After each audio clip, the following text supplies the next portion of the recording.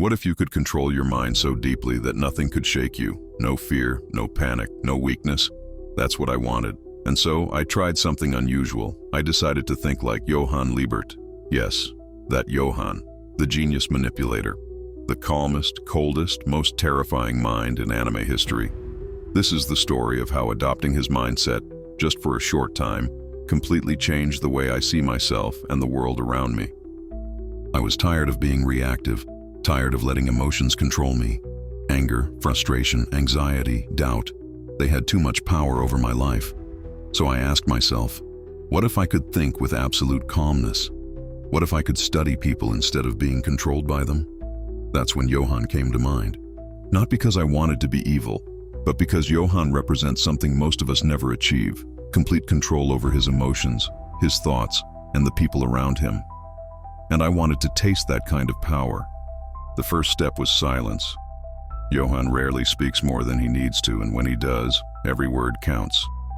So for 1 week, I forced myself to shut up more. No pointless arguments, no unnecessary chatter. And you know what happened? People revealed themselves. When you stop talking, you realize how much people give away about their fears, their desires, their insecurities. It was like I had unlocked a hidden lens. The Johan lens. Next, I worked on control. Johan never flinches, he never shows fear. So I told myself, no matter what happens, you remain calm. Traffic jam. Stay calm. Someone insults you. Stay calm. Unexpected problems. Stay calm. At first, it was insanely hard. My instincts screamed to react. But I kept asking myself, what would Johan do? And then it hit me. When you control your reaction, you control the situation. People lose power over you the moment you don't play their game. That was my first taste of real freedom.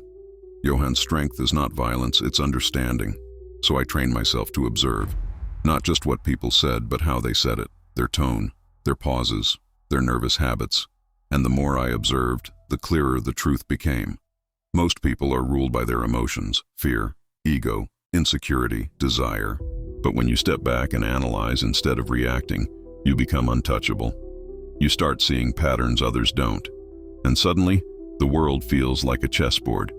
And you're not just a piece. You're the player. There was one situation that proved everything. A heated argument broke out in a group I was part of. Everyone was yelling, defending themselves, pointing fingers. Normally I would have joined in, defended myself, added fuel to the fire, but this time I stayed silent. I watched. Then, when the moment was right, I spoke only one sentence. Calm, direct, and the entire room went quiet. It wasn't my volume that made them listen. It was control. It was timing. It was Johan's way of thinking. Here's what I learned. Thinking like Johan isn't about becoming evil or manipulative. It's about mastering yourself. It's about removing panic and replacing it with clarity. It's about observing instead of reacting. Because when you control your mind, you control your words. When you control your words, you control your actions. And when you control your actions, you control your life.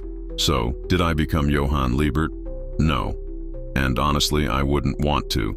But by borrowing his mindset, even for a short time, I discovered something powerful. We are capable of far more control than we believe. Most people live as slaves to emotions, impulses, and distractions. But if you take a step back, if you train your mind to stay calm, to observe, to think with precision, you'll realize you're not a pawn in the game of life.